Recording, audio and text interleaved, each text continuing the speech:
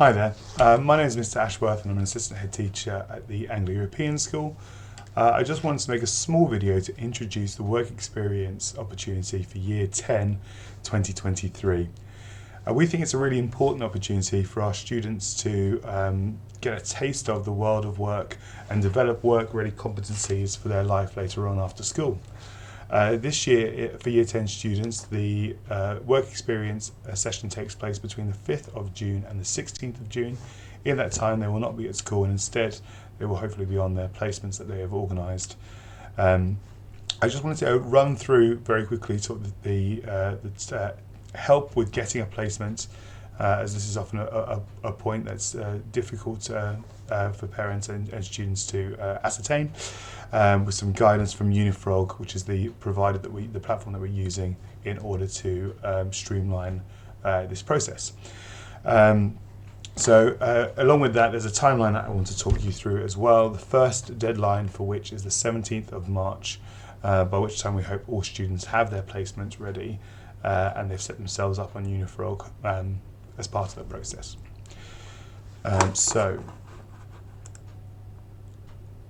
The first thing is, when looking for a placement, we sort of launched this before half term, so that gives you a little bit of opportunity to maybe to have a look and go speak to people about the placement that might be of interest to you. Here's some top tips for that. Firstly, we recommend that you always speak to someone and you never just drop off your CV. A CV is very easy to ignore, and if you're there in person, you're much less easy to ignore. So always ask to speak to a manager as well, if you can. You don't have to go sort of cold calling to shops or whatever. You can ask friends and family about what it is that they do and whether they'd be able to host you for the 2 weeks between the 5th and the 19th of June. Consider your local high street or Ingatestone High Street if there are opportunities there for you to work as well. Okay. For more hints and tips, you can visit Unifrog. Like I said, that's the provider that we're using to help with the placement selection and the placement processing. So they've got some great resources on there to help you with your placement finding process. Okay. There are some links below. I'll send this PowerPoint as part of the email that I'll send to parents and students. We'll use this link below because there are some good links here again to help you find a place if you're struggling to find a placement. So there are 4 different links there which you can have a look at. Okay. So we'll launch this on the 9th of February. That means that the work experience cycle has started for 2023, and the first thing that students and parents need to do is find themselves a placement. There's lots of help available with that, as I explained and demonstrated earlier. The placements must last for the entirety of the 2 weeks, so that is directed time for the students. So we can't have sort of a 3-day placement and then an extra sort of 7 days holiday. It needs to be for the entirety of the 10 days that they would be in school. It must be a legitimate business with appropriate assurance and cover. All of your employers will have that anyway as part of their business. So you will have already found a placement, and that's really great already. Parents must sign the work experience agreement. So if you log on to Edulink, you will find that there is a form. There should be a little red bubble above the form, above the form tabs, and that indicates to you that there's a form ready for you to fill in.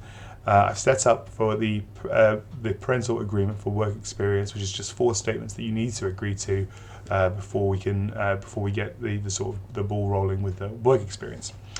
When you have a placement, think about how you're going to get to work and back. It's all great, saying this is what I want to do, this is the perfect placement. But if it's in Edinburgh, you might have an issue getting there and back on a day-to-day basis. So think about how it is that you're going to get there, how you're going to get back.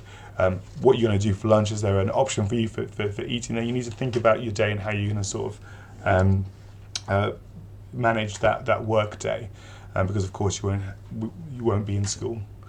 Okay.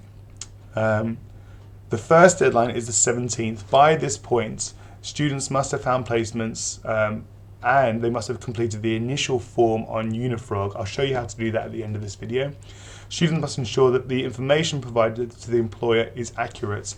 Again, I'll highlight where this is in the form, but if the wrong information is put onto that initial form, then the whole process stops and we can't get any further. So there's some areas in that initial form where it might ask for an employee contact number or an employee email address, and if that's wrong, then the email that needs to get to them that's sent by Unifrog doesn't get to them. So be extra careful, please, when you're filling in that form. Please, it says enterprise coordinator here, but really it's placement coordinator. There's a section where you will need to ask who your it will ask you who your coordinator for the placement is in school, and I need you to select the placement coordinator. Again, I'm going to show that to you in a second when I go into Unifrog. The second deadline is the 6th of April. After you've done your initial form, an automatic email will be sent to your employer that's going to ask them to generate the documents for insurance and for cover, liability cover, and all those sorts of things. All the forms, online forms on Unifrog by the student and the employer must be finished by the 6th of April. It's your responsibility to prompt your employer. So if you're waiting for your employer to get around to doing that, to say, yes, I've authorized this, I know who the student is, I've said that they can come here, here are my insurance documents. If they have not done that, then it's your responsibility to prompt them for that, please.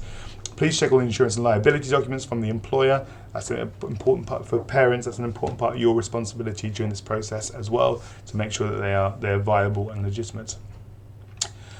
After then, we'll work in school to make sure that to double check all of that information for you. So we'll have a look at all the insurances and liability cover. We'll make sure that all the students have their placements and that they know what they're doing. But during this time as well, it's a good time to contact your employer just to say thank you for hosting, and also it's a nice little reminder for them that you're still planning to come at the start of June. Okay. The week before we start, so the 28th of May. I suggest that students contact their employer just to make sure, again, that they are still expecting them to be there on the week commencing the 5th of June. Students are on work experience for 2 weeks then. The school will look to make one welfare call per student, but we recommend that parents also do that as well. Again, the parental responsibility here lies on the parents to ensure that their students are safe at their place of work. Okay. When you've confirmed your placement with the employer, complete the placement information on Unifrog's placement tool. So that's the next thing that I'm going to start very quickly with a very brief tutorial on how to do that. Okay, so here is the Unifrog. Here is the Unifrog interface, the platform when you first start. Okay, so this is what it will look like for the students. Okay, so all Year 10 students will have their logins. If they don't have their logins, it's very easy if they can't remember their password, it's very easy to reset that. You just go to the forgot password at the front, but all Year 10s, current Year 10s, have an account on Unifrog. The first thing that they're going to do is they're going to scroll down and they're going to find one of these colourful boxes called placements, this sort of pastel purple colour called placements. You're then going to click go to tool here. It's important to point out at this stage that parents don't need their own accounts because they are involved in the process when students give their contact details of parents. Okay, there's essentially four different steps to this process to begin with, and the first one is the student putting in the placement themselves. So we're going to click add new placement button here. If you want some more help on your placement, there are lots, like I said, Unifrog's got lots of really useful tools and resources to help you with that. So I'm going to say add placement here, and then you come up with a student's initial form. After students finish this form, it gets sent to the employer for them to do their bit. After the employer's done their bit, it gets sent to the parents to say, can you confirm all of this? And the parents have a form to fill in. And after they've done that, it gets sent to the school. So that's when we've got all of our information for that.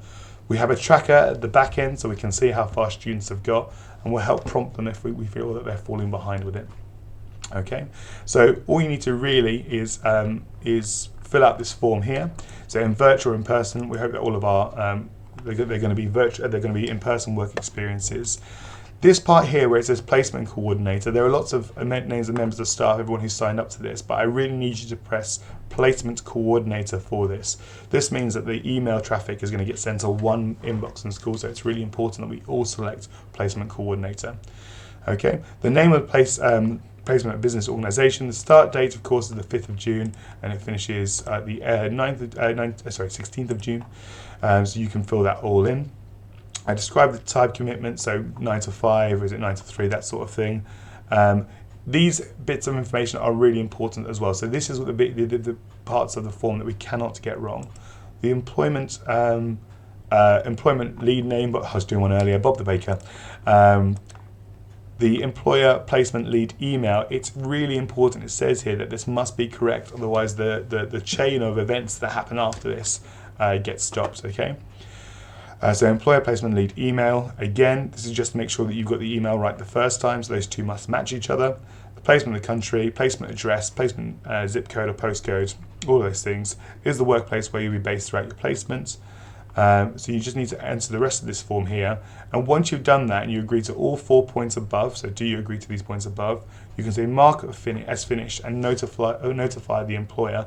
That will send an email to the employer saying there's a student here, Tim Cook would like to have a placement with you from the 5th to 16th of June. Can you supply this information before we go any further? And so that's for the employer to do. So after you do that, you press add placement, and that is it. Okay.